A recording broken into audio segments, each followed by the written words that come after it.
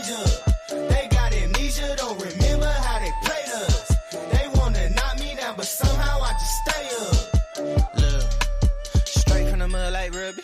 Straight to the stage, they love me. I understand they hungry, but please don't hate, that's ugly. I've been sliding, shaking, moving. I've been popping in my city. Shawty say she love the way we do it with me. I be too turned up to ever give a fuck. I ain't come to argue, let a nigga fuck. They been talking pennies, I need bigger bucks. About to catch a flight, I need to switch it up. Got that black boy joy, might do my dance on him. Take no disrespect, might put my hands on him. Hit this chicken, now she wanna marry me. But she gon' need some closure and some therapy. Came back to the city with my bank account on F. Giving rappers hell, I know they happy that I left. Hit the south in winter, I just put down my deposit. 82 degrees, I left that jacket in my closet. Bill, I'm in the mood for a switch up. I hit the function, hit the rose till I hiccup. I hit the stage and leave with money that's a stick up. She picture perfect, so I told him I'm a flick up. Bill, I'm in the mood for a change up. I leave the city and return with my change up. They got amnesia.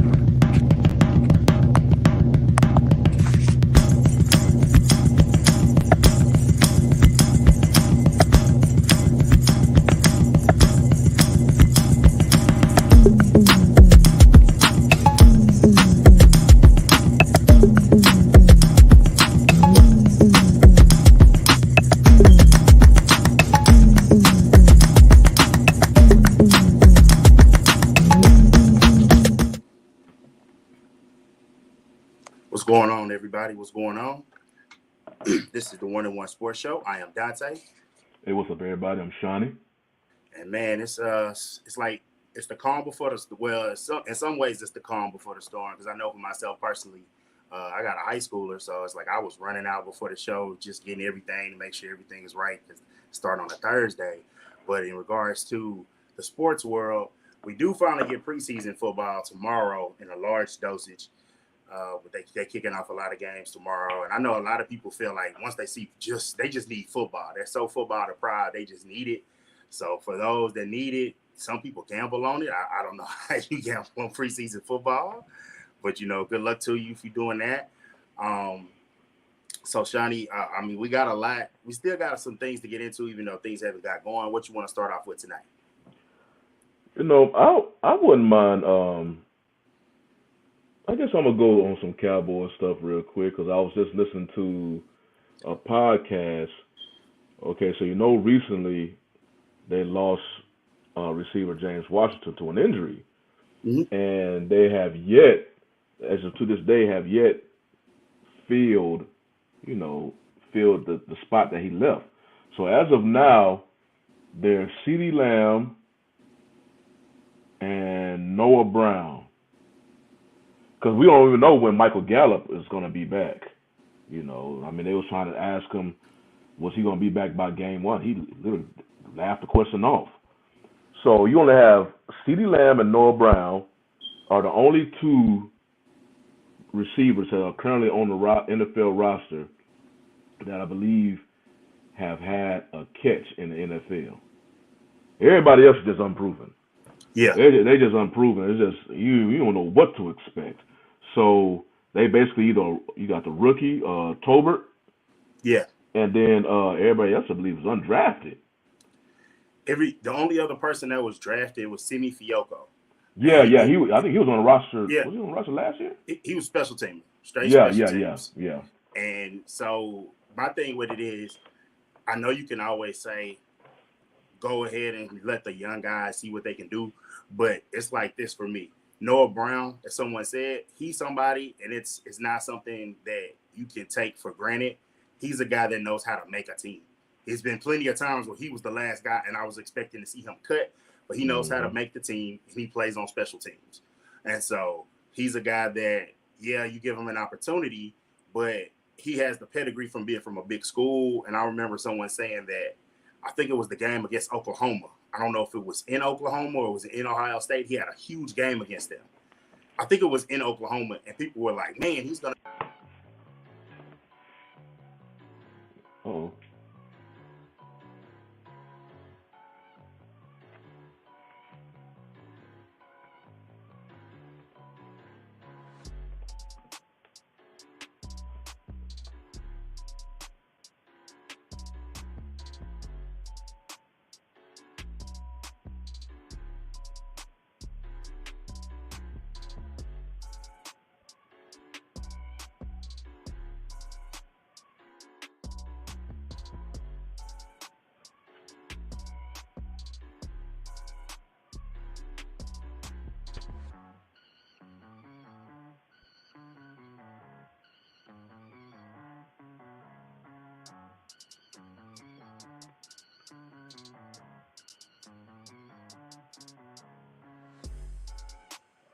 I don't know if anybody can hear me out there.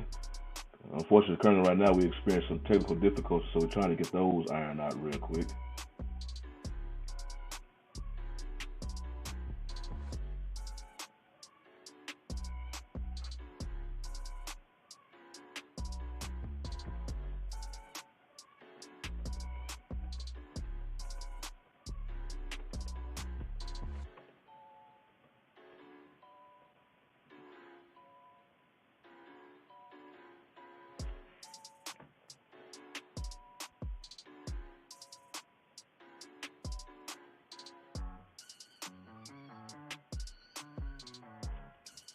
Oh, okay. So it looked like, y'all should be able to hear me. So, so we getting back to what we were talking about the Cowboys and just this massive hole, it appears like, that is being left by the wide receiver spot on the roster. The team, we already know they lost Amari Cooper. They lost, I do just escape my Cedric Wilson. And all they have is CeeDee Lamb. They put all their cards literally on CeeDee Lamb, and they hoping Michael Gallup will come back. When he comes back, you don't know if he's going to be Michael Gallup of old or, just going to have to deal with whatever he has left in the tank. And if they put him on the PUP, he's going to automatically miss 4 games. Yeah.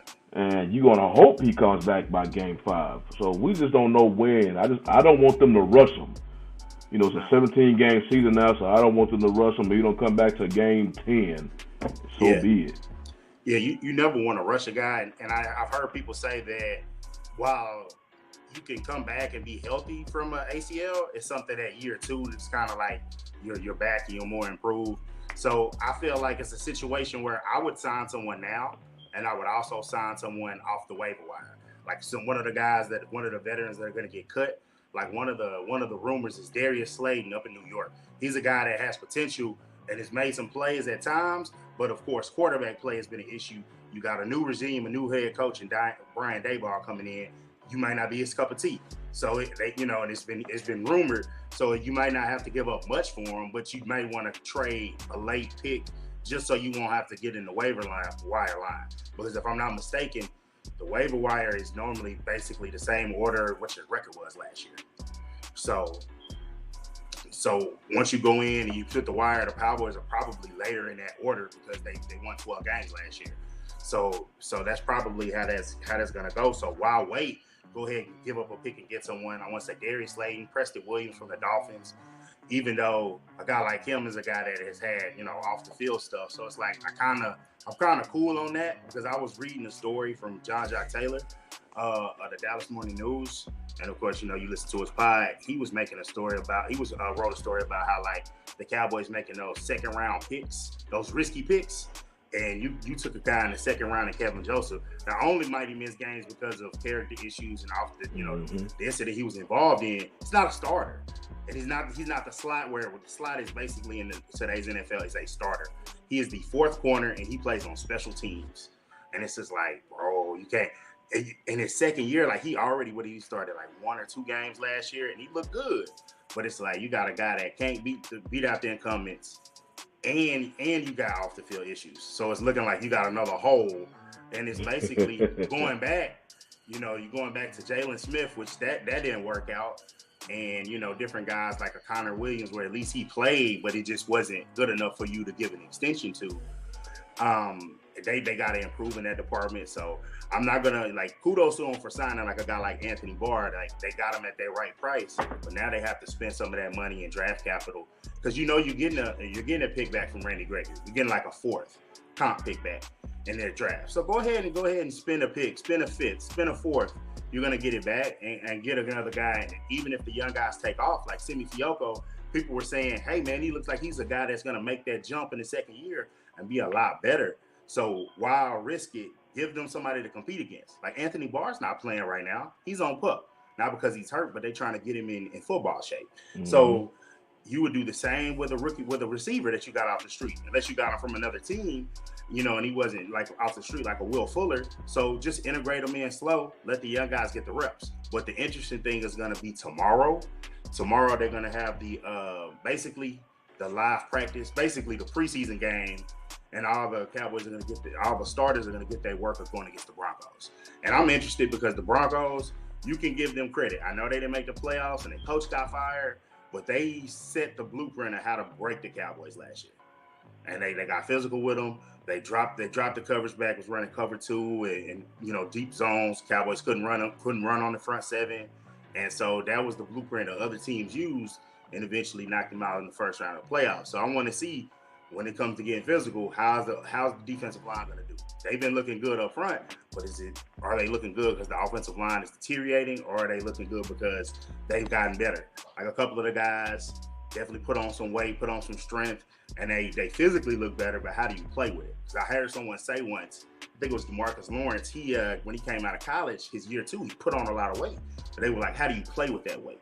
How do you do, are guys that are smaller, do you keep your speed? Do you keep your quickness? So I want to see how those guys look. So that one's interesting to me. And as far as like the preseason game, I guess I have to watch that to watch the lower level guys. But yeah, you may see some starters. They said the offensive starters are going to do anything and play. Pretty sure you're not going to see Micah and guys like that on defense. So you're just watching guys for their development. That's why I only watch the Cowboys in the preseason, because that's the team I'm deeply invested in. Everyone else, I could get somebody else to write about it and I can just read it. I don't need to see bad football like that. Like, I think it's Ridgeway, the defensive tackle from Arkansas, because it's hard to get defensive tackles. You see them other than like Aaron Donald in preseason or in training camp. So I want to see how Ridgeway, Quinn Bohanna, guys like that are fighting for roster spots. I want to see how they look. But it's one of those deals. I was looking at the Vegas odds, and it's just like, I know it's bad as the Metroplex, and of course everyone else, like, even shout out to Black Man, but he's definitely a Cowboy hater. No disrespect, but everyone is always saying that they're gonna have a rough season. It's gonna be this, it's gonna be that. But Vegas is not. I'm not saying they pick them Super Bowl favorites, but they got them picked around the 10.5. Shut the fuck up. So yeah, but so man, I see he got it back on the screen back there. Man, Kate, I don't know if y'all understand what's happening with the Kevin Durant situation right now. We've touched on it before that he is gonna help change the CBA in a way the players probably aren't gonna like it. But I mean, what he did this week, not sure when it happened, but he had a meeting with the owner face to face, not Twitter. They was in Europe, I believe. I think they was in UK. That's face to face, and he told that man, went across the pond. It's him, or it's get rid of the GM and the coach. And Shani, shout out to you. You posted it on Facebook just not too long ago. He was giving props to Steve Nash as the coach. So you giving props to him not too long ago, and then after this situation now, you're saying a couple months later, it's him or it's them. And it's like, he worked with Steve Nash in Golden State. And so him and Kyrie are tight. And it's just like, y'all basically picked that coach. And so you picked him, and now you're not having success, and he let you go. Now, I will say this. I don't think it's a Kevin Durant situation where he should have done it. If you got the team that they had, the solid role players, and Kevin Durant in his, at the end of his prime, and Kyrie Irving in his prime, you have to win a playoff game. You cannot get swept like that. You absolutely can't do that. I think the front office should have fired him after the playoff loss. They definitely should have let him go since then. But you can't have the player coming out and saying it's him or them, in a public forum. Like, that's what you said directly. And that had to have come from the Nets. I don't really know what's going on with the whole KD. Most of the time, for the most part, especially last season, it was Kyrie who was getting all the attention. And I guess Kyrie done went through his, people got Kyrie out their system. Now KD, he wants to pick up the slack. For the most part, all of this is just tied to the fact that the Nets did not want to give Kyrie a multi-year extension. And because Kyrie and KD are such boys, I guess that offended KD. So now he wants to take it out on the Nets. I mean, they had a good coach before Nash, which was Atkinson, and they didn't want him while neither of the two was playing in their first year. Kyrie was playing a little bit, but for the most part, then he ultimately shut it down.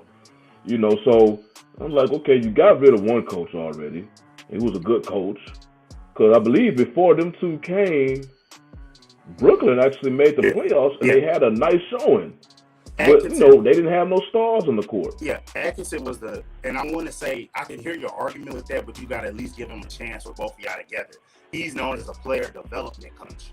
So, being a player development coach and coaching those guys is basically like saying, hey, that's the finished product. He didn't know how to deal with the superstars. I figure you give him a chance and you see how it goes. I mean, it's a different situation, but like Kerr was, he came in and those guys were already top level guys and they extended to different levels, but he was able to handle it. And other coaches have been able to handle it. I don't think that was the best call of what he did. Like Nick Nurse had a situation where he had to deal with Kawhi Leonard, who's probably one of the more different NBA stars that we had because we just don't hear from him. But he still, as we heard, he still wants the star treatment. So he was able to do what he was supposed to do. Sometimes you got to ride it out and give the coach a chance and try later. Yeah. I don't agree with them on that one. And it's like, that was your pick and it happened. I feel like I said previously, they should have let him go and been like, hey, okay, we'll take your seat. We'll listen to what you say, but we're not going to do exactly and pick exactly who you want. You can't. You have to take some of your power back. But they gave, and ultimately, for the sake of the owners, I think they're going to have to trade him. They're going to have to take less than what they want, because it's already been leaked that teams or owners are kind of trying to hold together in solidarity. They don't want to just let him out of his deal, out of his, not honor his contract and play with them after he signed that long deal. They can take the 1 year and I'm going to leave anyway, or 2 years and it's looking like you're not going to sign an extension, but 4 years left, like the extension kicking in, and you want to go? Nah. You look at the KD timeline, it just don't make no sense at all. It makes none. And as far as, the biggest thing is, if I'm not mistaken, Kyrie is still like a high up person in the NBA Players Association. So you got him seeing him do it, and then the antics that he, well, I won't say the antics, but his situation is, I went over before, he decided not to take the vaccine, and they had the silly rule. When you actually look at the rule, we've talked about it before, it was really crazy, where, okay, other people can come in unvaccinated, but because you live here, you can't come and play. And it was kind of weird, but if you go back and look at it, his issue was more so the time he took off of work, and then it was like, oh, it was his birthday, or he did this, and, burning the sage and doing stuff and rubbing guys the wrong way. That was more so his issue. But I don't think that'll be a problem. Like you said, it seemed like he got his stuff back right because he's trying to get paid. He's trying to come out and you're going to get, I think you get 65 plus from him this year. You get the normal numbers, the normal efficiency. And yeah, you're going to get the times where he, calls people pawns, that kind of stuff. And I don't really care for that at times, but I think he's going to come out and play okay. But KD's going to set up a ripple effect. He needs to kind of talk with the other players and just let them know, hey man, because of me, you're going to have to give some things and some concessions that are going to happen in the next CBA. It's just going to happen. I mean, we already know that they're trying to make incentives to play more. But I will say this, as far as the CBA goes, I do think the players need to talk to the owners and let them know we need to come together and figure out the playing situation. But you do know it needs to be maybe some fines on the ownership side if they're doing things to where, hey, we're sitting this guy out. Because CJ McCollum, flat out said, the new president, hey, me and Dane will be like, hey, the team had told us, we don't want you to play this day. We don't want you to play this day. The team is coming at because it's so much money involved. They want those guys in the playoffs. They ran them game on January 25th. It just doesn't matter. It's just not as important as 40 games and 40 nights, TNT, ESPN, ABC. Mm-hmm. It's just not as important. So that's something that has to work out. But because the owners, like I said again, and I won't stop saying it, because they have the money and the power and the media influence, you only hear about the players being lazy. You only hear about the players being soft. And if they're paying you $45 million, you gotta take that hit. It's a lot that comes with that salary. It's a lot that comes with it, not just I have to perform. You have to come out, and you can't just say I just showed up and next question. Both teams play hard, like Rasheed Wallace said back in the day. You can't come out and say that. You got to give answers, even if you're a little frustrated, and you gotta do the photo shoots and all that kind of stuff. But it's gonna come to a head, and it's at the worst possible time because the CBA is getting ready to go and get negotiated. Oh yeah, the owners they just noting all of this down. They're gonna stand up on this one, and the players have had a good ride. They had things that they didn't do, like the owners wanted them back when the cap spiked and KD signed with the Warriors. They wanted to do a smoothing period, and they were like, "Nah, we're not gonna." That's why you saw the salaries go from this mid-level guy making $8 million a year to he's making 27. You saw those jumps like that because that was for the middle guys. The max guys were always gonna get max.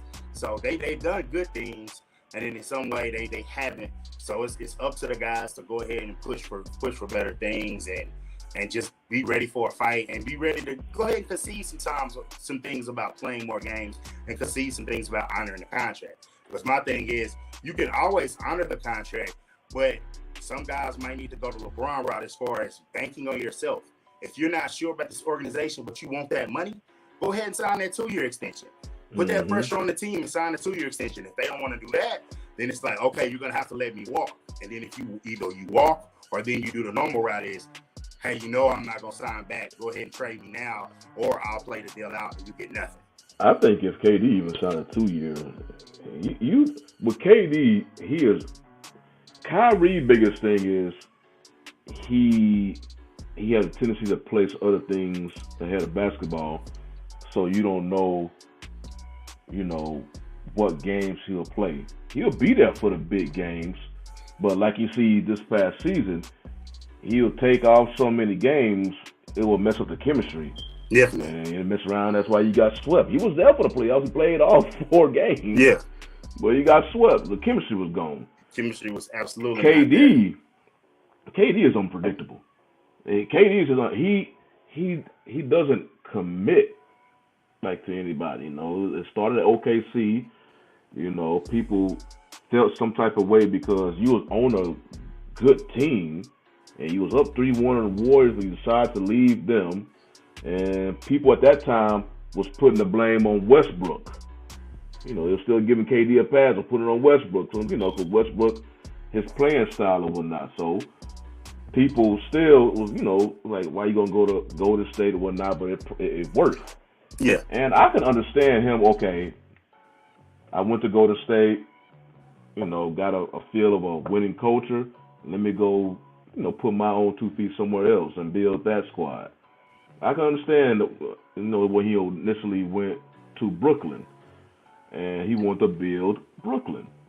And I believe, I don't know if I heard that they wanted, the Knicks would have been a high choice, but they had some other stuff behind the scenes, so he chose Brooklyn. But, and then, all this stuff happening, I know with Kyrie, it was, a lot of people like to bring up the vaccine because, sometimes they personal feelings about the vaccine and all that. But I was like, okay, don't listen to me. I'm on the outside. I have nothing to do with that locker room. But you had a player in that locker room, James Harden, the main reason why he wanted out of Brooklyn because he was getting tired of, and upset that Kyrie was not showing up. Yeah. So that's the thing. You wanted to do your, you wanted to stay non-vaccinated. You basically sacrificed your team for, I guess your decision, and that literally started. You gave the organization at this time is just, giving everything Kyrie and KD want. They trying to win a championship because they went through this when they done the Paul Pierce and KG. When they tried to do this and all of a sudden when that didn't work, they just went down into the abyss for a little bit. So they're trying to, now they have like a legit players in their prime. Okay, we can make a championship run. We'll give the Rockets a hellified draft picks. And, it came Harden. It was working when he first got there. And then the injury started going and all that. The timeline just fell apart. It just started falling apart. Now you traded. You went, it ultimately traded Harden for Simmons, who I still believe if the Nets can just get on the court and play ball, you will still have a hell of a team that can challenge for a title. You will probably be a championship favorite, but maybe not compared to the Warriors because they jailed already more and they defending champs. But you just have all this, man. Just like it reminds me so much of when the Rockets, when they traded Paul for Westbrook, and their biggest challenge was the Warriors. Everybody knew in that upcoming season the Warriors was not going to have KD and Klay. They was hurt. They was gone for the year. That offseason prior, the Rockets traded for Westbrook, and I was saying you should have just hold course. Because they challenged the Warriors better than any other team in the NBA when they had KD. Now, the Brooklyn, they in the same boat. You literally have potential roll to the championship, at least the finals, but you got so much other stuff going on. I'm like, man, that's just okay. Y'all just break that team up. I call it the greatest team that never would. Never would. Hey, you're right, man. Shout out to Poppy, man. I appreciate you checking in. I seen your little podcast. I appreciate you checking us out, man. I appreciate the love. And definitely hit that like button. Definitely, you see the Cash App on there. Please hit that. We would appreciate it.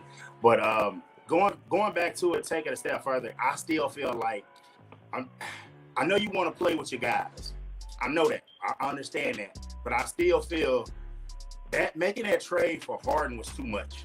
And it can be too much. And the thing I said the whole time is you can give up picks, you can sacrifice things. But they were in a situation in which they had depth. And they had different things that they had on their favor, going in their favor, because I want to say that year Spencer Dinwiddie was rehabbing from an injury.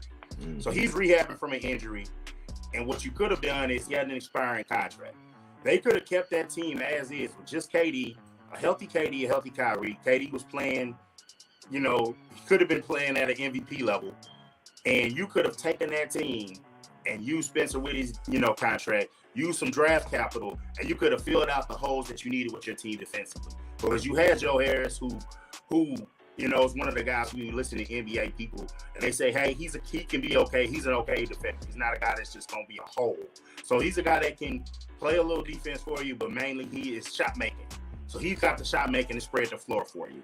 You got Kevin Durant. You got Kyrie Irving. The game, three-pointer shooting is the game. You had Jared Allen that you traded away. So that's a guy that can, run the pick and roll, defend the rim. He's a guy that made the All-Star a little bit after you traded. You found a guy like Nick Claxton, but imagine how good your team is if you still have Jared Allen, you still have the other depth that you had that you traded away, like a Karis LeVert, and you got guys like that. But you can still make moves for other players. You can still say, oh, Karis LeVert doesn't really fit what we're doing, but he's a good player. Who wants him? You keep the flexibility, and that's the thing to give props to the Warriors. They're a team that keeps their flexibility and has the team to win it now. They built through the draft, and they haven't had a move where they've traded all their guys away. Now their core is getting older, but you got the replacements in place. They're probably gonna give Draymond Green that max extension that he wants, and that's gonna be his nest egg, even though his game is going down. But yeah, probably it looks like it's a situation that KD could stay with the Nets if the owner just puts his foot down and makes it be like, KD, let's see what you're gonna do. As much as KD loves ball, I swear I don't see him just sitting out. What's going on, Marcus?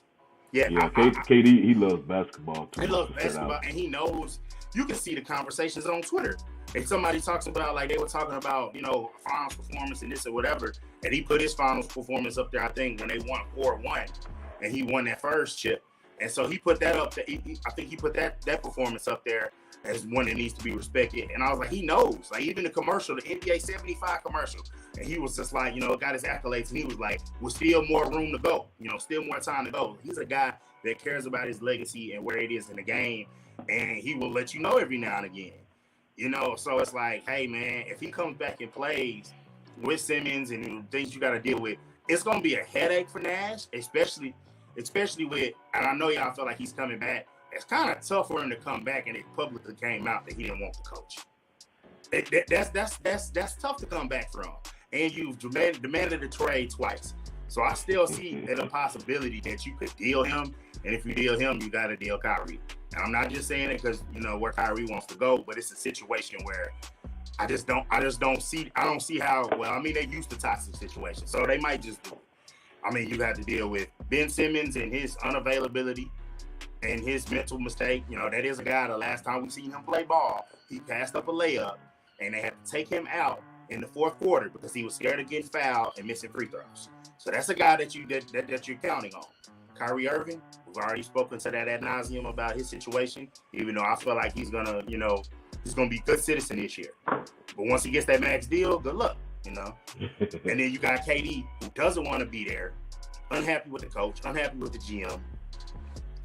Well, Poppy, I'll put it to you like this. How high is his value if you make it into a situation where you're telegraphing what you want to do? In sports, even when you have a superstar, if you're telegraphing what you want to do, and everyone in the whole market is saying, we're only willing to give you this, you either have to deal with the player, be upset, or you have to take what the market is dictating. He's done away with the leverage. The leverage could have been, we're just going to keep him. We're just going to keep him. And we know this is heating up because this is August, what is it today? August 10th. Training camp is in about a month and a half. So, yeah, this is the time. And in one of the deals that I was looking at that I want to say the Jazz, they can't trade. It was something, I believe it was the Jazz. They couldn't trade a certain Patrick Beverley. Patrick Beverley, he can't be traded until he's been with the team for 60 days. So if he's a piece that you're looking for to move in some trades for Donovan Mitchell, and to kind of move that, he can't be moved yet. So that's why the talk is going about these deals, and the talk is going about moves and stuff that could happen, because there's different pieces and different things that could happen. But I saw a trade scenario that some insider came up with, in which the Heat would end up with Kevin Durant, and the Nets would end up with Bam Adebayo. And as you know, Bam can't be traded because of the rookie designation rule. So Ben Simmons would get shipped out to Indiana. And him and Rick Carlisle, I heard somebody say he would retire. He would retire playing for Rick. And it's just like, yeah, because Rick and Luka didn't have the best relationship, but that was more so on what it came out, the way Rick treated Dennis Smith Jr. He did not treat him very well once Luka got there, and that was kind of rough, man. Like, how can you pissed off your star and ruin that relationship, treat someone else wrong? But it's but how you treat others and how you respect them, that is big. And I respect Luka for not really fooling with him for that, because as a veteran coach, he was a guy that they treated him so good here in Dallas, but he's a guy that if he was in another city, they would kind of point out the fact like, hey man, you haven't really done anything since that 2011 title. You haven't done anything, and I know a lot of it was on Rondo, but a lot of it was on him, the way he dealt with players too. Like the way he dealt with Rondo, like he gets some of that blame. I know people be like, he quit on the team. He definitely did. But Carlisle did not help the situation when we dealt with players. But that's just about adjusting, and that's why if you look at around the league, the older coaches are phasing out, and you're going towards the new style. Like, even though Rick was with the new offensive schemes and floor spacing and three-point shooting, he was still kind of on the old side of what he dealt with guys. Like Pop, if Pop is going to stick around, I don't know how much longer, he's going to have to switch up how he gets down. Like, yeah, I kind of, I don't want to say worry about him, but it is. I'll be thinking about how long, because Pop is he's still that old school basketball. He's not going to adjust what he hasn't as of yet. He's not adjusting to that new 3-point barrage type style. He's still high percentage, 2-pointers or more high percentage. So that's one. But yeah, like you see it in both basketball and football. This new generation of coaches, younger coaches, they want to be able to better appeal to the players. In basketball, they got another thing. They got is this whole player empowerment thing in basketball. So now you got that mixed with the younger coaches. So you got players pointing out. You see what happened in Brooklyn.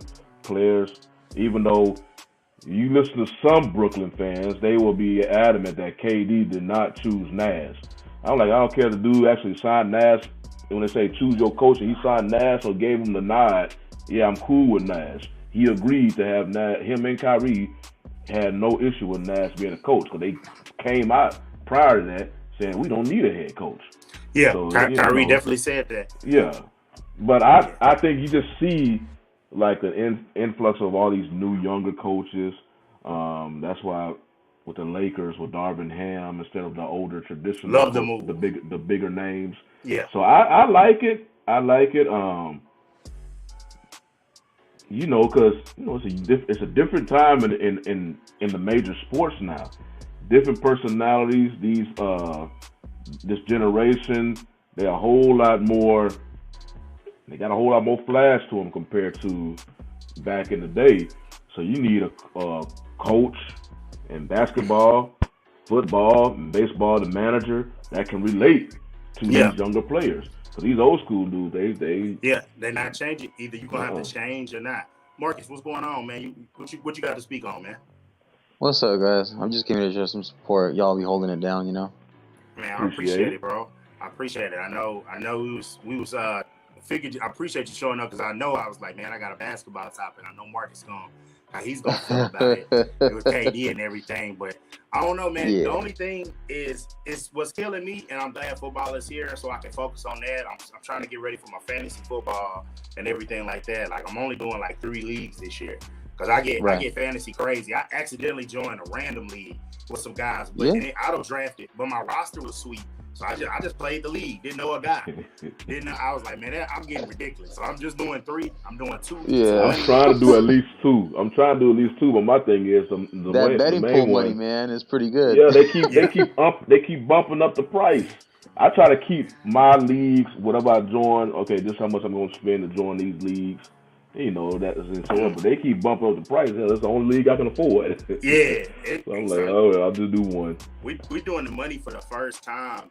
So it's just kind of interesting to see how it goes because a buddy of mine, he's doing it right now when the inflation is so high. Goddamn. Hey, we gotta do. I mean, we ain't no big ballers in that. We just doing it on a small scale. But I got a buddy. He does a league. I want to say he's in a league where it's 100 a person, and I was just like, hey, that's. I was like, next year I might go on and step into that because then I'm gonna cut a league off because it's like if I'm putting that investment. I gotta buffer down, but I knew a cat that they would go and like I think he was a professional. I think he was a lawyer or something. They would go and fly in somewhere, limoed in, and go do their draft, and it was just like, and they did. That's too much for me, man. Too much. They in that bracket, so they in that bracket, and I wanted to. He had liked my knowledge, and he wanted to be like, I know he was trying to give me a spot and double his chances. So if I won. You know, he kicked me some. I was cool or whatever, but he was gonna be like, get to take responsibility for it. But with football going on, I know we talking about fantasy, but I wanted to get into some things about like I want to just know how y'all feel. How y'all feel? Like I want to say it was the other day on First Take. It was Ryan Clark and it was Mad Dog Russo. They got into it. They were talking about Cooper Kupp. And I won't get into the conversation of what he said about him being a Hall of Famer. Put some respect on his name. Put some respect. Triple Crown award winner. He's a Triple Crown guy. The only thing I will say with that is this: he won the Triple Crown, but it's kind of like he was the best wide receiver in football in 2021 season. You can admit that without a doubt.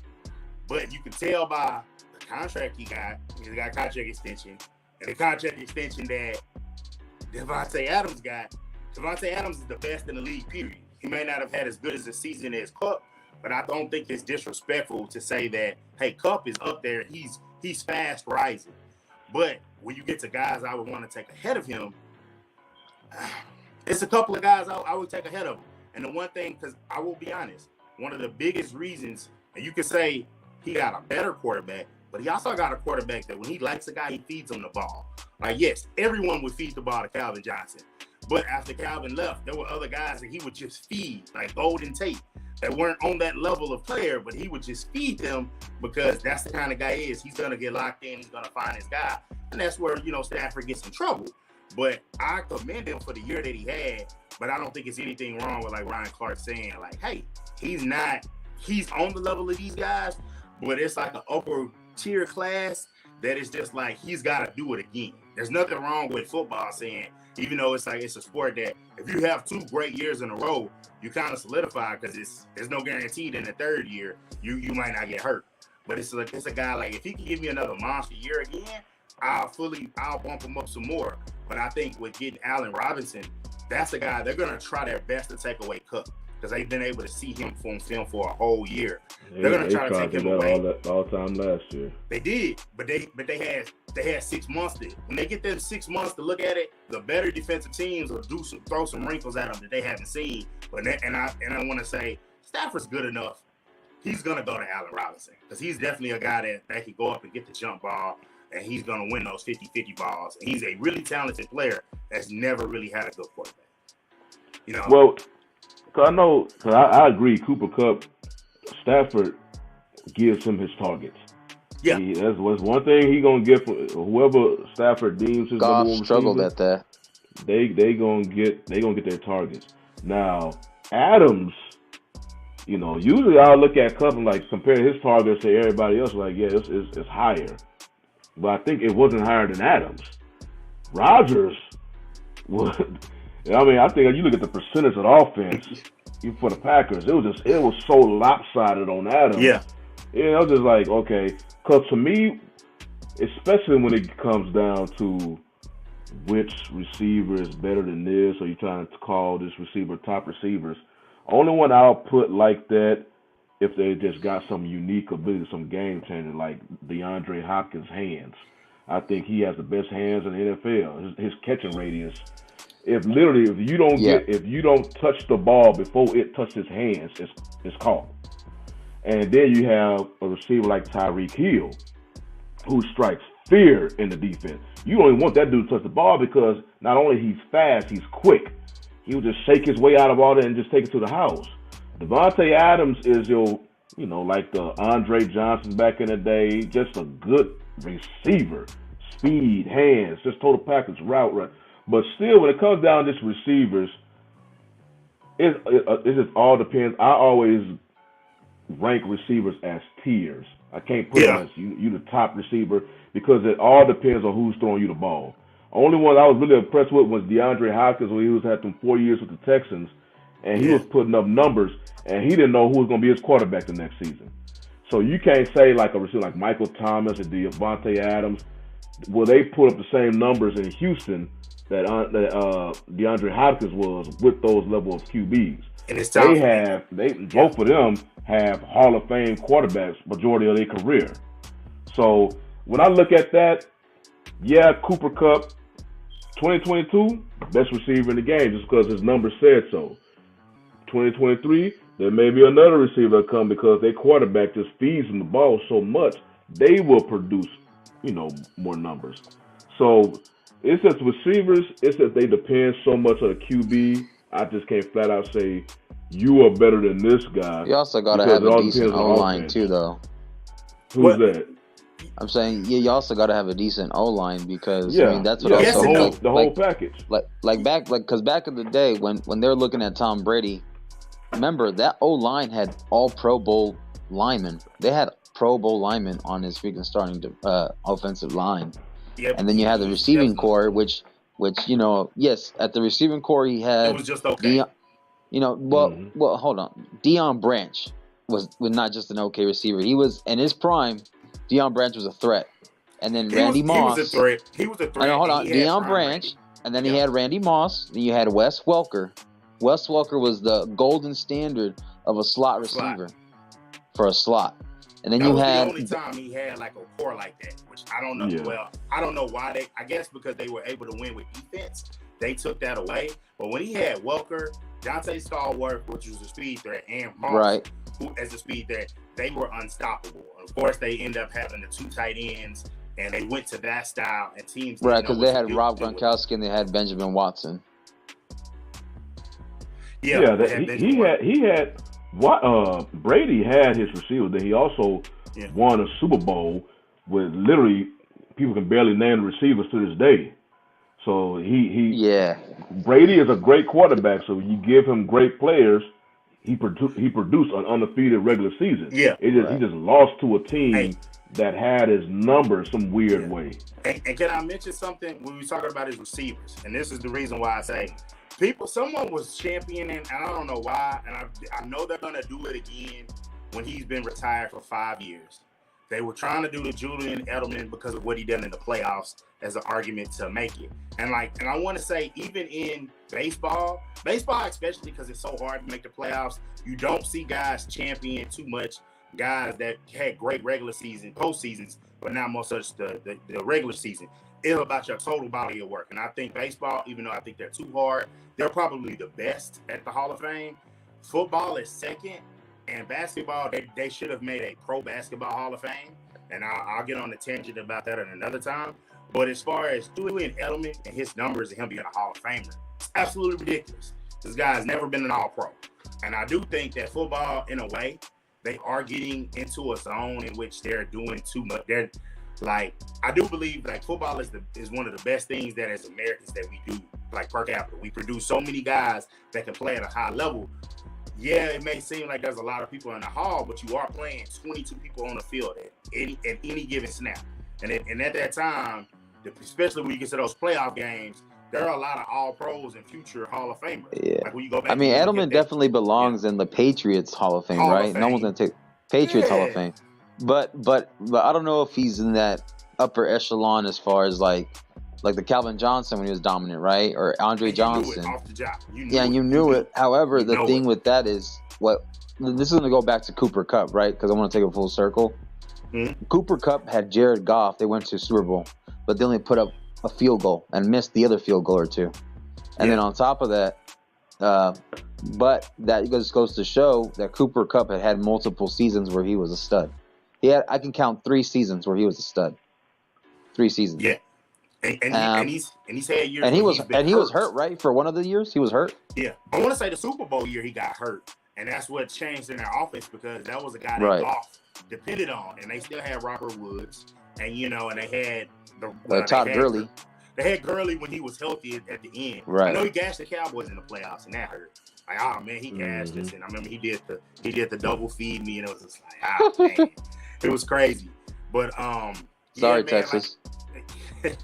But Cooper Kupp, like he's a guy he's phenomenal. I want to see what he does this year. But speaking on the Rams, and I know I was trying to talk about different teams, different divisions as far as what they're gonna do this upcoming season. Some things about the Rams is everyone, and I saw the stats, and I hate I didn't screenshot it. They drafted a lot of their talent, a lot of their top players they drafted, but they've also traded for other guys and signed other people in free agency, a la Allen Robinson. How do y'all think they're going to do this upcoming season? Because I personally think something that's troubling, and it's something that happened to the Cowboys last year. Dak had a shoulder issue, and it was in Hard Knocks. They was like, oh my gosh, his shoulder. And it was like he overthrew. From the moment he had got cleared to throw with his ankle, he had been thrown. So now I'm just guessing that's maybe February, that's March. So he just overthrew too much. And now Stafford has an elbow issue. I think that's something that they said it's unusual. And it's something that's to keep an eye on, but I don't think they're going to repeat. 1, because of the Super Bowl hangover. 2, their division is still really tough, and they're going to take some lumps. Yeah. We're talking about the Rams, though, right? I think the Rams, because they don't have Von Miller, and Von Miller was a significant addition to their team. There we go. He's gone. And then OBJ, I don't know if he's signed with the team yet. But I think what OBJ is doing is trying to find out what offers he gets, and then he'll put him back to the Rams table. They'll see if the Rams can offer him a little bit fatter contract. Definitely. He was having a good game because he had like 3 catches for 52 yards and a touchdown in the Super Bowl. Yes. But the MVP, I believe, who was the MVP again? It was Cooper Kupp? Yeah, it was Cooper Kupp. Yeah, it was Cooper Kupp, right? Yeah, so he had like, 7 or 8 catches for like 92 or 23 yards with 2 touchdowns? Yeah, when it was all said and done. But Beckham, he started off that game like he was about to be the MVP. Yeah, right. He was on his way, man. I sure hate that for him from everything that he had to do with he got hurt like in the second quarter, right? Yeah, he got hurt early. Yeah, he got hurt early because he was torching them. Like, they could not stop him because I think they were keyed in on Kupp. He's still such a dynamic player. So you're right. He hasn't signed yet. He's someone that I've heard people say, hey, the Cowboys should sign him. And I'm like, we've already He should just stay on the Rams team, though. But I get it. If you want to get your money, go get your money. But, I mean, that's what if you saw that post, they did an Instagram post where I think OBJ and Von Miller was like, come over to Buffalo, basically, in a subliminal message. This is my opinion, But in that subliminal message is what it looked like. It looked like, hey, come over here. The grass is greener in Buffalo. You got Josh Allen. You got O.J. Howard. You got the receivers there, the receiving core, and the running back. So it's a great team. You're on top of a defense that's actually good. It depends if he want to go play in that Buffalo weather. I'm good. I'll stay in Los Angeles Rams. I'll be the defending Super Bowl champion. Yeah, some players just don't want to play, especially if they have a choice.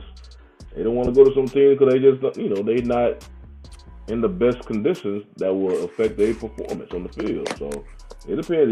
If he don't mind the weather in Buffalo, like obviously don't bother Stephon Diggs, but he can go. Oh, I forgot they have Diggs on that team over there. Yeah, that's when Josh Allen's career changed. Yeah. And I don't. That does not. I think we was having that conversation last week. That don't bother me. That's what a receiver, number one receiver, is supposed to do. Because you can't expect every quarterback to come out there and just ball out. And everybody's not like Aaron Rodgers, who can, or even Brady, as far as you give them like mid-level guys and they'll, have success. Yeah. You got to give, for the most part, quarterbacks in history, even the great ones, had their legit number one receivers. and that's what turned it around. That's why. Real quick, Yeah. Is Josh Allen better than Matthew Stafford, or is it just a Matthew Stafford hype because he goes on a good team? I think now he's better. I mean, Matt Stafford, you got to look at him because he did a lot in Detroit, and people just wasn't paying attention to him. Right. Detroit kind of put him in bad situations. He tried to make the best of it, but I mean, you saw what he Detroit did. wasn't trying to get because Detroit wasn't trying to get no star players besides Calvin Johnson there. Yeah, that's how Calvin Johnson was able to produce the number. He had Matt Stafford as QB. He needed QB. That's why he left. Yeah, I don't know, man. I'll say this about Matthew Stafford. We've seen quarterbacks go to places where it's just bad. It's really bad. Yeah, it's like and really they can't control that. They can't control that. But they can kind of lift it up a little bit. They can kind of lift it up a little bit, change it. You know, they can do better with that. With Matthew Stafford, and I know it was in a tough deal because you got to play 2 games a year against one of the better quarterbacks in your generation. Mm-hmm. But you are also a number 1 overall pick that you look to lift the team up. And I feel like sometimes we look at some organizations and we take shots at them and we say, hey, they can't do this. They're not doing that. That, you know, it's not good enough. And Stafford, because he was in Detroit, was able to kind of lay low and not do a lot. And we see, obviously, going to a better situation, it improved. It definitely improved. But I'm not as far as willing to go. I keep him where I had him.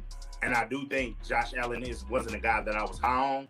But from the upside, that he could still continue to play at a high level and I still think he's a guy that can run the AFC East where he's winning that division every year.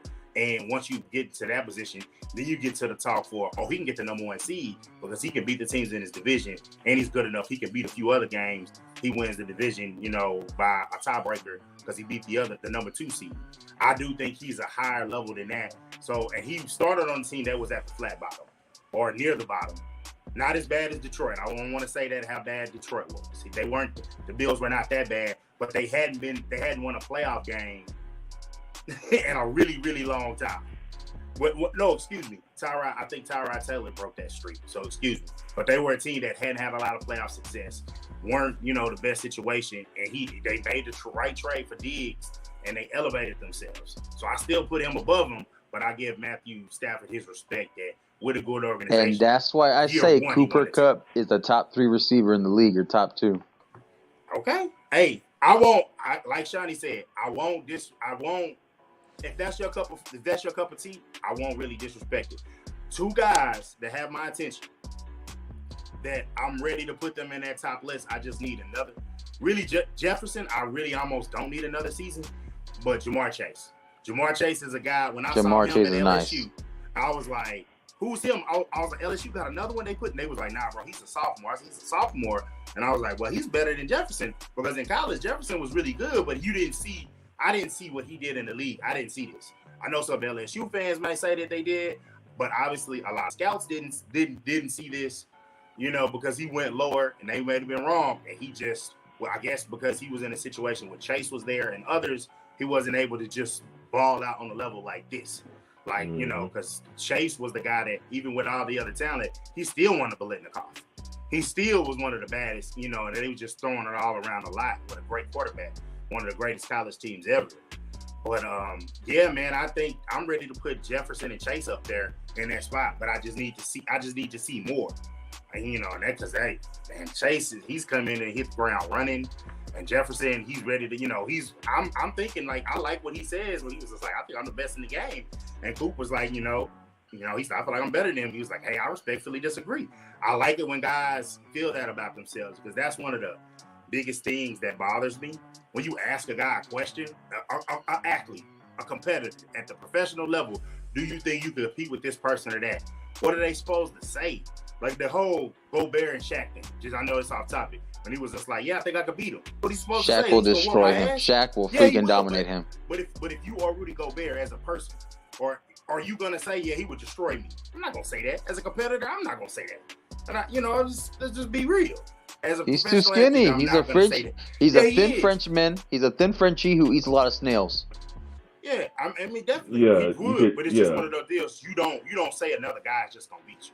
You do, especially you're a professional athlete because of your Three-time defensive player of the year. competitive mindset. No. They, especially basketball, so they can play one-on-one. They can go mano-a-mano. Football, you know, if you're a receiver versus another receiver, you're not going to ever see each other on the field. But basketball, you can go mano-a-mano. So they were like, I could definitely, they're going to stand up for themselves. That's how they got That's why I love watching. Beverly. That's Patrick why I love Beverly watching. had that mindset. Yeah, that's why I like watching Ed Reed or Palomalu or Ray Lewis, because back in the day they would call out the receivers. Brian Dawkins, he had all these cats that were playing. Who's the other? He was well known. You talking about safeties? Yeah, well, just overall in general, the DBs and the safeties. There's another one. Well, Jalen Ramsey does that now. Patrick Peterson. Patrick Peterson was a baller too. Patrick, but he wasn't really a talker. No, all I know is that they would light shit up. He had the talking back and forth with Richard Sherman. Yeah, he was talking about the NFC West. But speaking of them, like they used to talk, and the deal would be like he would look at it and say, "Hey, I'm this because I travel." And I like when the corners travel, and I don't understand if people that don't realize. Football players always say this, defensive players, they'll say when a guy travels, that throws off and takes everything away from what we're doing because now we have to take this, flip this coverage and do this, and it takes a lot of work to do that. And you can't always do that. Like you could literally, as a receiver, you can line him up in the backfield, motion him out, and then it's just like, okay, you have to stick with who you're covering, and that gets the mismatch. So you can't always do that. And I felt like Richard Sherman didn't get enough respect because it was like, Earl Thomas is there. He's there. You got Bobby Wagner. But it's a situation. Cam Chancellor. Yeah, Cam Chancellor. It's a situation where I'm still here. He was probably my favorite on there. And then at the end of the day, when you can say it's cover 3, but as we know, cover 3 eventually turns into, hey, bro, it's just you and him. And like that safety's at a different spot. It's just you and him. And I feel like he didn't always get the much respect, but I do think he is a first ballot kind of guy. But speaking of Seattle, I won't speak on them because they're basically in a rebuild when they traded like Russell Wilson. They got no quarterback.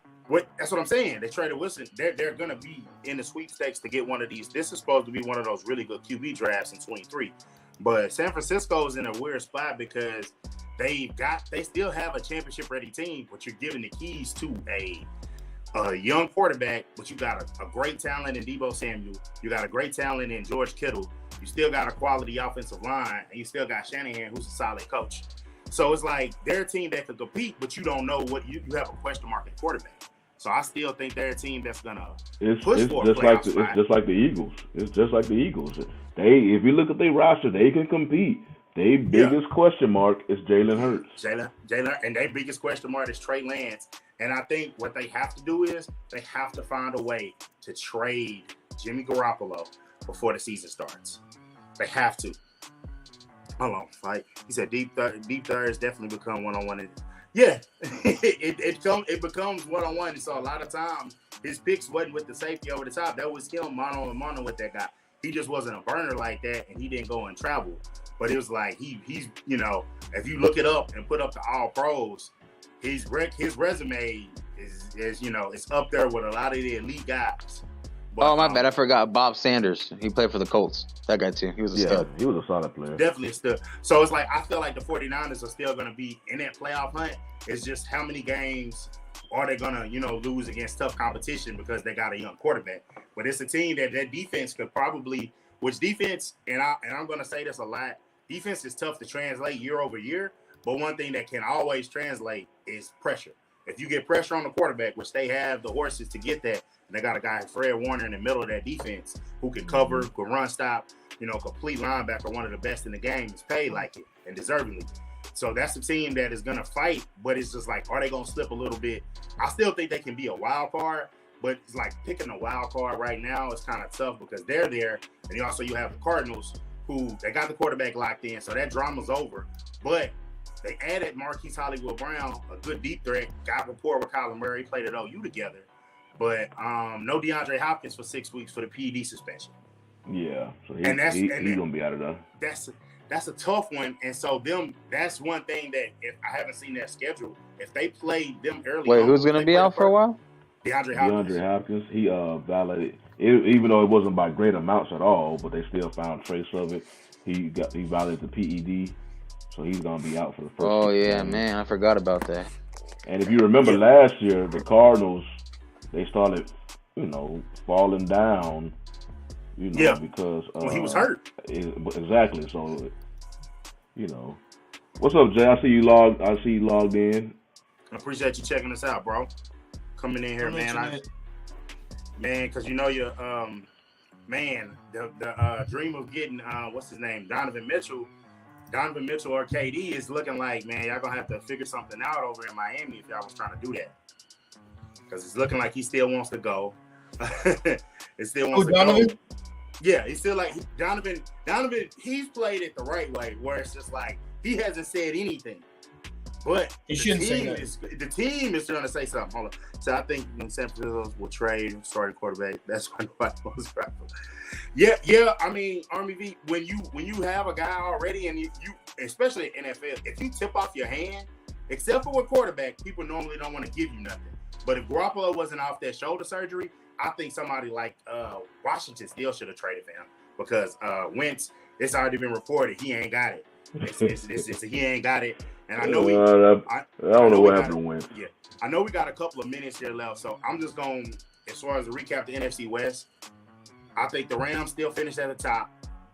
I think I'm going to pick, I'm not going to go against my best quarterback theory. I'm going to pick the Cardinals to finish second. I'm going to pick them to finish second because they got a better quarterback. I'm picking the San Francisco 49ers to be third. And both those two teams, the Cardinals and the 49ers, could be wild card teams. Seattle, we didn't speak no time on them. They're going to be at the bottom. I mean, DK, I appreciate him getting his bag. He'll get a quarterback next year. If you're talking about the NFC West, I think basically, of course, I think the Rams. Well, I can't really say that. I don't really know how Trey Lance going to look like. I think the safe pick is say the Rams will finish first. But the 49ers and the Rams, that's a coin flip. And the 49ers a lot of times have the Rams numbers. So the 49ers can win other games versus other teams. They can win. Trey Lance is the wild card. But one thing I want, it's an off-topic question. I was thinking about it before the show. And, since we're about to wind down the show, I just wanted to ask, okay, so just to paint a scenario. Okay, in the NFL, so they literally have games riding on their foot. So they literally, games are won and lost or riding on their foot. So with that, I'm like, if they was a high prospect, would you use one of your first three? Well, no. Would you draft a kicker within the first 3 rounds of a draft? Because in today's game, back then people would say, hell no. They probably, a lot of them are undrafted. You may pick them up as early as the 6th round. But because they literally so much now, they determine the end of games. Okay, if you can neglect it if you want to, that position if you want to, they'll come back and have your team lose the game. If you have a legit high prospect kicker out there, would you be willing to use one of your first 3 rounds to pick up that dude? And that can easily add maybe an extra 4 or 5 wins to your season. I'll answer like this. I'll go first. It has to be an Adam Vinatieri or a Janikowski type kick. If he has that leg like Janikowski or Adam Vinatieri consistent, that's won games and Super Bowls and big time clutch events, I'm taking that kind of bet on that kind of kicker. Or a Graham who played for the Bengals, because he had actually one of the best legs, consistent legs. And you had a Gano, and then maybe a 5th other kicker. I can't remember the name right now. But other than that, I don't know. Maybe Akers. Akers was a consistent kicker too. I would take a guy, and I know we got a minute left. I just looked it up. I knew somebody went first. Sebastian Janikowski in the 2000 draft was drafted in the first round, 17th. That's why I said it. My first. I would take him in the second, definitely the third. Because thirds, can make your roster and help. But in the 3rd round, even if I was at the top of the 3rd, I would trade back into the round and take a guy. So I would say yes, just not the 1st round. Jay, what you got? I really can't say right now because like we're still in preseason and so the regular. I got to see where everything goes, man. I got to be real. I think it's today's pick that's the only one choice. I'll be honest. Rams is a safe choice, like what he said for NFC. Listen, I really don't care about the AFC right now because that's a wild card as far as I'm concerned. Hey Jay, I had to cut you out, man. We out of time, bro. No, I got you. Time. But man, we appreciate y'all. Appreciate you, Jay. Appreciate you, Marcus, man. Appreciate everybody in the chat for a lively chat. This is the One-on-One Sports Show. I'm Dante. And I'm Shawnee. Y'all have a good one. See y'all next week.